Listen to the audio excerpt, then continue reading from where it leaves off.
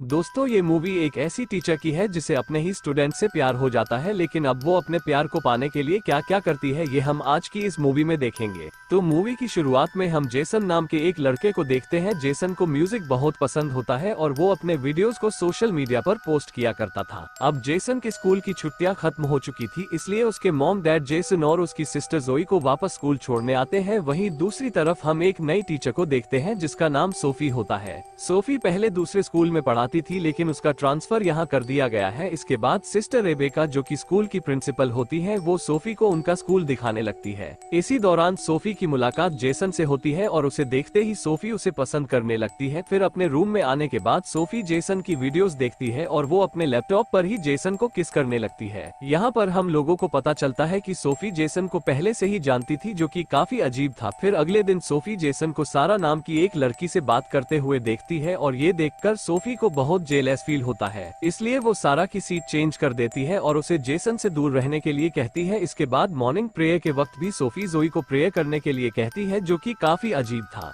क्योंकि morning prayer हमेशा none ही बोलती है। इसके साथ ही वो खुद भी प्रेयर नहीं बोलती क्योंकि उसे प्रेयर करना आता ही नहीं था। फिर क्लास खत्म होने के बाद सोफी जेसन से पूछती है कि क्या सारा तुम्हारी गर्लफ्रेंड है, जिस पर जेसन कहता है कि नहीं, हम सिर्फ दोस्त हैं। जिसको सुनने के बाद सोफी अंदर ही अंदर बहुत खुश होती है। लेकिन अगले दिन जब वो सारा और जेसन को किस करते हुए देखती है तो वो गुस्से में अपने हाथ में पकड़े क्रॉस को इतना जोर से दबाती है कि उसके हाथ से खून निकलने लगता है। यहाँ पर हम देखते हैं कि सोफी एक साइको है और जेसन को पाने के लिए वो कुछ भी कर सकती है। इसके बाद वो सारा को धमकी देती है कि अगर वो जेसन के नजदीक भी आए तो उसके साथ बहुत बुरा होगा। फिर क्लास खत्म होने के बाद सोफी जेसन से मिलती है और उससे पूछती है कि तुमने मुझसे झूठ क्यों बोला कि सारा तुम्हारी दोस्त है, पर इस सवाल का जेसन के पास कोई जवाब नहीं था। फिर सोफी जेसन को स्कूल के बाद उसके रूम में आने को कहती है और उससे कहती है कि मुझे तुमसे कोई इम्पोर्टेंट बात करनी है। फिर स्कूल के बाद जब जेसन सोफी से मिलने जाता है तो वो देखता है कि उसके रूम का दरवाजा खुला है और सोफी अंदर अपने कपड़े चेंज कर रही है। दरअसल ये सब सोफी का प्लान था और वो बस जेसन को अपनी तरफ अट्रैक्ट करना चाहती थी। वहाँ पर जेसन भी सोफी को देखकर होश खो बैठता है, लेकिन वो उससे मिले बिना ही वहाँ से चला जाता है। यहाँ पर सोफी का प्लान सक्सेसफुल हो गया था और अब जेसन के मन में सिर्फ सोफी के ही ख्याल आ रहे थे, जिस वजह से वो रात को सो तक नहीं पा रहा था। फिर अगले दिन जब जेसन वीकेंड पर अपने घर जा रहा था तो सोफी वहाँ पर जेसन को सारा से बात करते हुए देख लेती है, जिससे उसे जलन होने लगती है। इसके बाद सोफी सिस्टर रेबेका से ये बोलकर छुट्टी मांगती है कि उसकी कजिन बीमार है और उसे उनसे मिलने जाना है।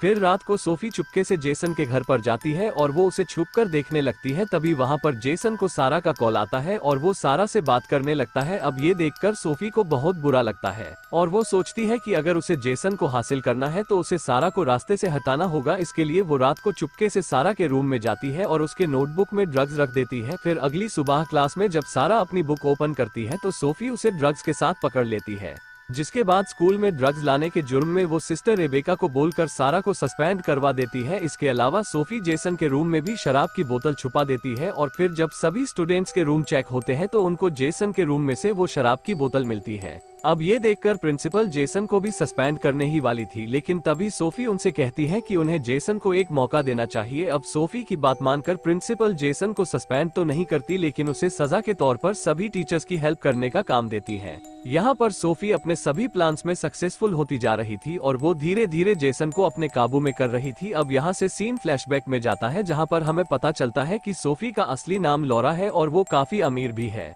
फिर एक दिन जब वो इंटरनेट पर जेसन के वीडियो देखती है तब उसे देखते ही सोफी को उससे प्यार हो जाता है और अब वो किसी भी कीमत पर जेसन को पाना चाहती है। इसलिए वो जेसन की असली टीचर सिस्टर सोफी को मार देती है और उसकी जगह खुद नन बनकर जेसन के स्कूल में आ जाती है। फिर वीकेंड पर सारे स्टूडेंट्स अपने घर चले जाते हैं, पर जेसन को सोफी स्कूल में ही रोक लेती है। फिर जब जेसन वहाँ पर काम कर रहा था तभी सोफी उसके पास आती है और उसे अट्रैक्ट करने की कोशिश करती है। उस रात जब जेसन अपने रूम में सो रहा था तभी सोफी वहाँ पर आती है और जेसन के साथ इंटीमेट होने लगती है। अब जेसन को ये सब गलत लग रहा था, इसलिए वो पहले तो सोफी को मना कर देता है, लेकिन बाद में उसे भी मजा आने लगता है, जिसके बाद वो उसके साथ इंटीमेट हो जाता है। और यहाँ पर सोफी भी चुपके से इन दोनों के रोमांस को अपने फोन में रिकॉर्ड कर लेती है। अब अगले दिन जेसन को बहुत ही गिल्टी फील हो रहा था कि कल रात को वो अपनी ही टीचर के साथ इंटीमेट हो गया।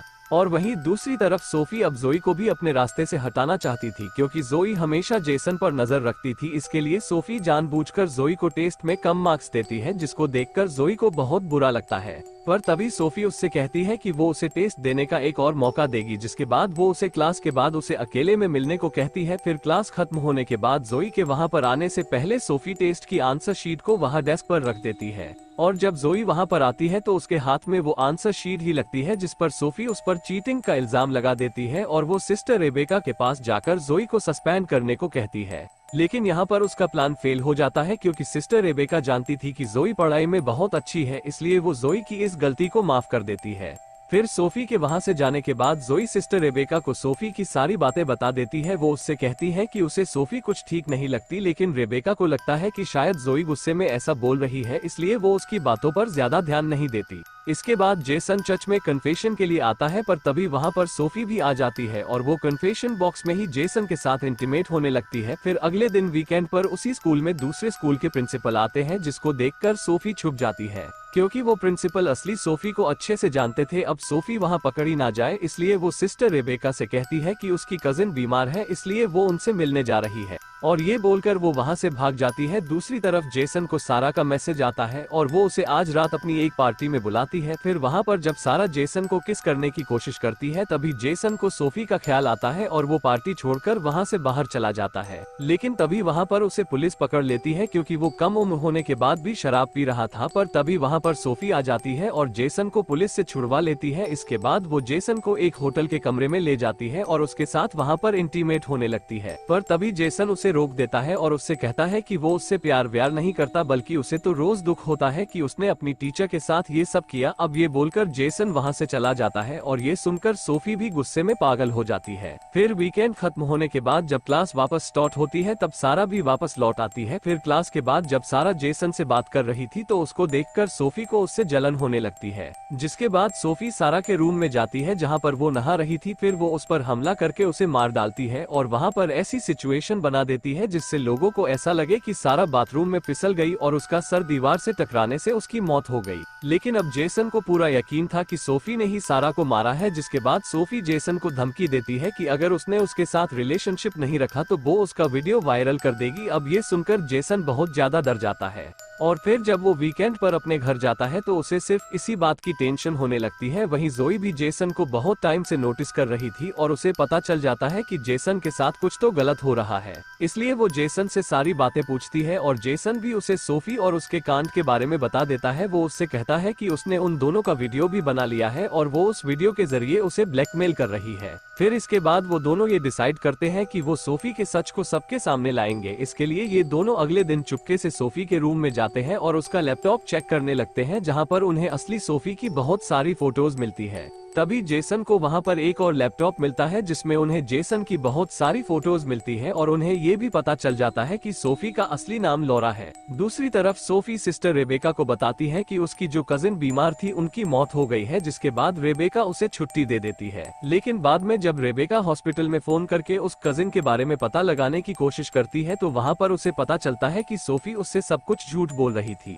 फिर अगले दिन स्कूल के बाद जब सिस्टर रेबेका सोफी से उसकी सच्चाई पूछती है तो सोफी उसे मार डालती है। दूसरी तरफ जोई और जेसन सोफी की सच्चाई बताने रेबेका के पास जाते हैं, पर रेबेका उन्हें वहां पर नहीं मिलती, इसलिए वो उसे ढूंढते हुए चर्च में पहुंच जाते हैं। तभी वहां पर सोफी भी आ जाती है और तभी जोई उससे कहती है कि हमें तुम्हारी सच्चाई के बारे में पता चल चुका है और हम सब कुछ पुलिस को बताने जा रहे हैं। फिर जैसे ही वो वहां से जाने लगती है, तभी सोफी जोई पर हमला कर देती है। फिर वो उसे मारने ही वाली थी कि तभी वहां पर सिस्टर रेबेका आती है, जो अभी जिंदा थी, और सोफी उसे छोड़कर पहले रेबेका को मार देती है। इसके बाद वो जैसे ही उन दोनों को मारने उनके पास जाती है, तभी जेसन एक स्क्रू ड्राइवर से उस पर हमला कर देता है और उसे मार देता है। और इसी के साथ ही ये मूवी यहीं पर खत्म हो जाती है।